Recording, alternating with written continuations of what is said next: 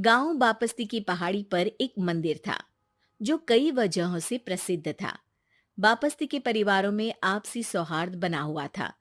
इसकी वजह उस मंदिर को ही बताया जाता है। अरे ओ विमला, ये इस मंदिर की कहानी क्या है रे? अरे ये मंदिर इस गांव के लिए बहुत ही शुभ है। अरे शुभ तो है, तो फिर भी लोग इस मंदिर से दूर क्यों रहते हैं? ये इतना वीरान क्यों रहता है?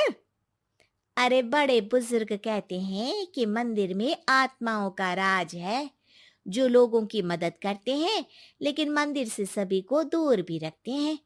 अरे ये कैसी आत्मा है जो लोगों की मदद भी करते हैं और लोगों को मंदिर से दूर भी रखते हैं? अरे यही चलता आया है यहाँ पर, इसीलिए कोई कुछ बोलता नहीं। क्योंकि जिसके घर में कोई भी परेशानी होती है तो बताते हैं कि इस मंदिर से उन्हें मदद मिलती है। अरे वाह, ये तो अच्छी बात है। तभी इस गांव में इतनी खुशहाली दिखती है। तभी बाहर किसी की चीखने चिल्लाने की आवाज आती है। दोनों बाहर निकलती हैं तो देखती हैं कि गांव के एक बुजुर्ग रो रहे हैं क्योंकि शहर से उन्हें कोई बुरी खबर मिली है। अरे क्या हुआ चच्चा, रो क्यों रहे हो आप? हाँ चाचा, बताओ ना, हुआ क्या? अरे क्या बताऊं बेटे, मेरा बेटा शहर गया हुआ था कमाने, लेकिन आज खबर मिली है कि उसका एक्सीडेंट हो गया। वो अस्पताल में भर्ती है। अरे तो इसमें परेशान होने की क्या बात है चाचा, जाओ शहर और बेटे का इलाज करवाओ।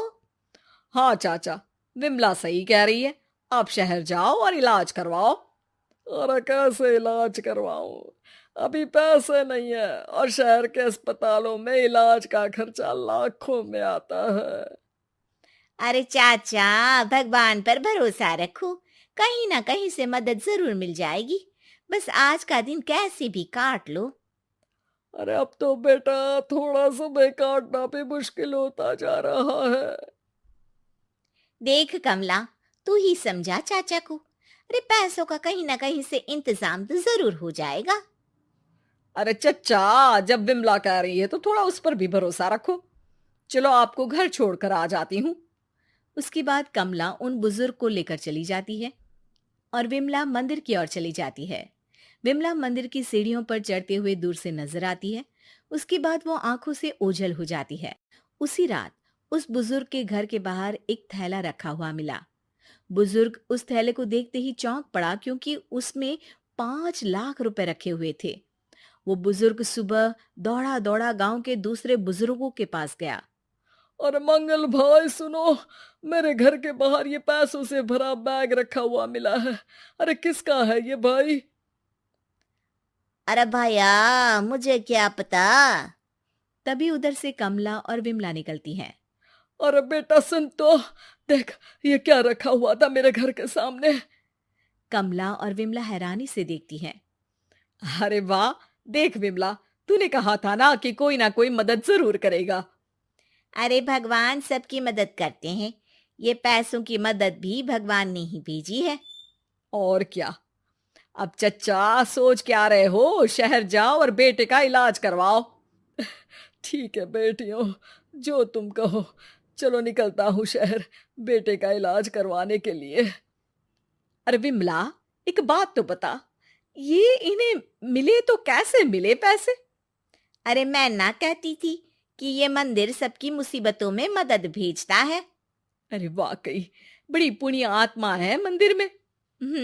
सो तो है, लेकिन उनके बारे में लोगों को कम ही पता है। अच्छा, और तुम्हें क्या पता है? अ, जितना पता था वो तो बता दिया। ना रे ना, मैं नहीं मानती। तू कुछ तो छिपा रही है। अरे कुछ ना छिपा रही, जो पता था वो बता दिया। मंदिर से लोगों को मदद मिलती है, बस इतना ही पता है। ठीक है बाबा, अब नहीं पूछूंगी। इसके बाद उसी रात कमला चुपचाप अपने कमरे से निकलती है और मंदिर की ओर चल पड़ती है। कमला धीरे धीरे मंदिर के दरवाजे पर पहुंचती है।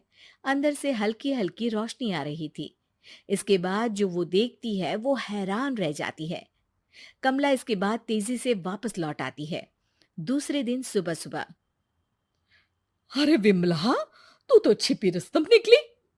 है? ऐसा क्या छिपा लिया मैंने?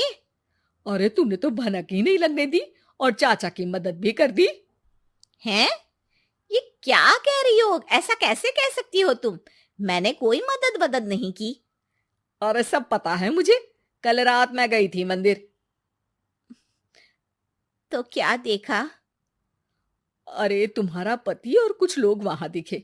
बोरियों में नोट भरे हुए थे और सभी नोट गिनने में लगे हुए थे। तो तुम्हें क्या लगा? वो क्या कर रहे थे? अरे मैं समझ गई कि वो लोग कहीं से डकैती कर पैसे लेकर यहाँ मंदिर के पीछे छिपाते हैं।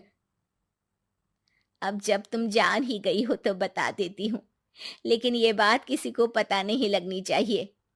मेरे पति डकैती नहीं डालते हैं, बस उन लोगों से पैसे छीनते हैं जिन्होंने गलत तरीके से पैसे बनाए हैं।